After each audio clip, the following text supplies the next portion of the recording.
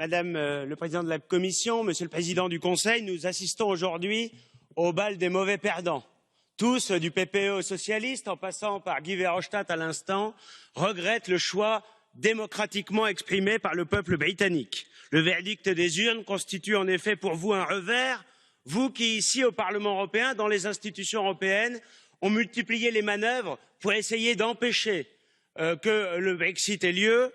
Vous aussi qui parfois ont essayé de faire adopter coûte que coûte un texte qui était objectivement contraire à la volonté formulée par le peuple, un texte qui était contraire aux intérêts de la Grande-Bretagne et évidemment inacceptable pour la Chambre des communes. Il s'agit en revanche, ce résultat des législatives, d'une double victoire pour Boris Johnson. D'abord, une victoire démocratique. Il a fait respecter le référendum de 2016, il a fait respecter le choix du peuple souverain et il a mené à son terme la négociation et il formalisera la sortie effective de la Grande-Bretagne de l'Union européenne. Mais c'est aussi évidemment une victoire politique. Il a rassemblé le peuple, il a donné à sa famille politique son plus grand succès électoral depuis plus de 30 ans et il s'est affranchi des grands dogmes, le laxisme migratoire ou le mondialisme comme horizon indépassable. Il faut maintenant, dans la négociation qui s'ouvrira au lendemain du 31 janvier, parce que Boris Johnson saura défendre les intérêts britanniques avec la pugnacité qu'on lui connaît, il faudra défendre l'intérêt de nos nations, être capable d'avoir une relation